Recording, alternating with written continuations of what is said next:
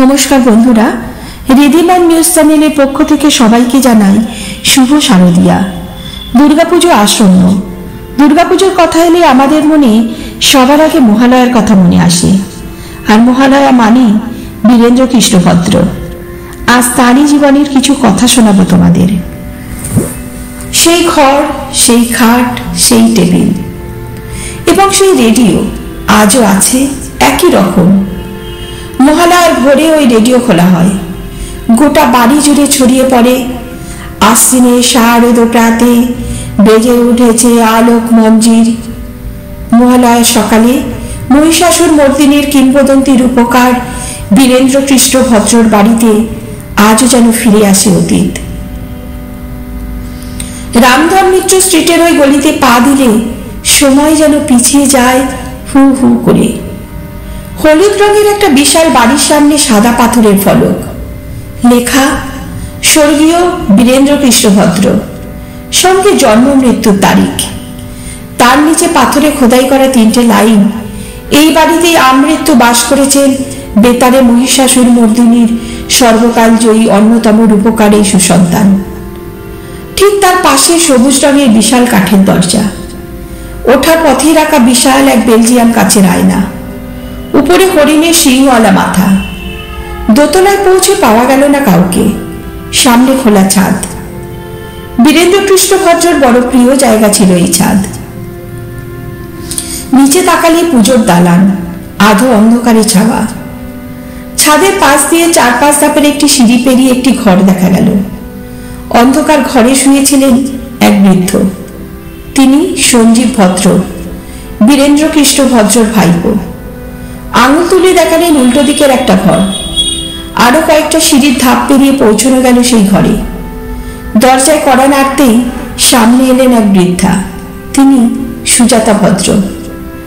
বীরেন্দ্র কৃষ্ণভদ্রর বড় মেয়ের বয়স এখন 87।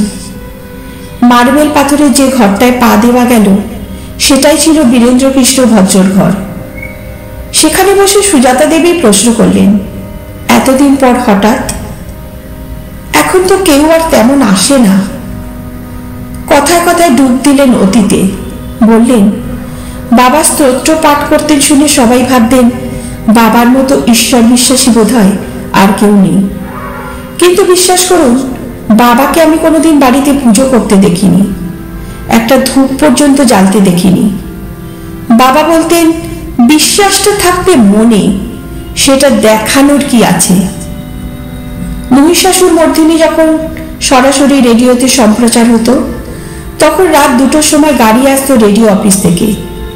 পরে যখন রেকর্ডিং প্রচার করা শুরু হলো, তখনও ওই সময়টা রেডিও অফিসে চলে যেতেন তিনি। তবে শেষ দিকে আর যেতে পারতেন না। সুজাতা দেবী বললেন, এই ঘরে, এই খাটে বসেই আমরা বাবার সঙ্গে অনুষ্ঠান শুনতাম, আমি, আমার ভাই, বাবা মা। বীরেনবাবুর ছেলে অবশ্য আজ প্রয়াত। আর একবার রেডিও অফিসে যাননি তিনি, সেটা ছিল 1976 সাল। রেডিওতে সেবার মহিষাসুর মর্দিনী প্রচারিত হয়নি, হয়েছিল দুর্গা দুর্গতি হারিণী। হেমন্ত মুখোপাধ্যায় সুরে যা উত্তম কুমারের মহালয়া বলে প্রচলিত, সেই প্রথম, সেই শেষ। সেদিনের কথা বলতে গিয়ে আজও যেন যৌবনে ফিরে যান সুজাতা দেবী। বললেন, ওই অনুষ্ঠানের আগে এক রাতে উত্তম কুমার আমাদের বাড়িতে এসেছিলেন বাবার কাছে। হাত ধরে বলেছিলেন তিনি অনুষ্ঠানটি করতে চাননি। বাবা তখন উত্তম বাবুকে উৎসাহ দিয়ে বলেছিলেন, কেন করবেন না আপনি, অবশ্যই করুন, নতুন কিছু তো করা দরকার, আমি আপনার পাশে আছি। সেই মহালয়ার ভোরেও বাবা এই খাটে বসে অনুষ্ঠানটি শুনেছিলেন।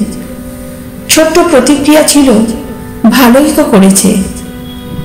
জনতা অবশ্য সেটা মানেনি, সে কি বিক্ষোভ।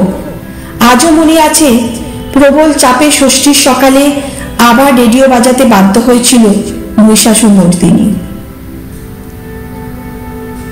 রবীন্দ্রনাথ ঠাকুর, বিধানচন্দ্র রায় থেকে উত্তম কুমার, 3 কিংবদন্তির প্রয়াণ যাত্রার ধারা বিবরণী দিয়েছিলেন বীরেন্দ্র কৃষ্ণভদ্র।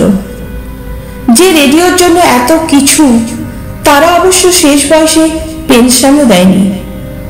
সুজাতা দেবী বললেন, বাবা চুক্তিতে কাজ করতেন রেডিওতে, তাই পেনশন পাননি।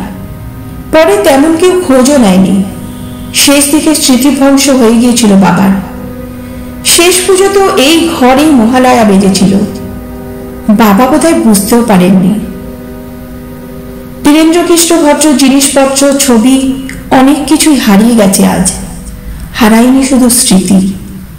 আজও মহালয়ার সকালে বেজে ওঠে রেডিও। ওই তো কাঠের সিঁড়ি বেয়ে উঠে আসছেন তিনি, ধুতি গায়ে, সাদা উত্তরীয়, উল্টে আঁচড়ানো চুল, হাতে নস্যির কৌটো।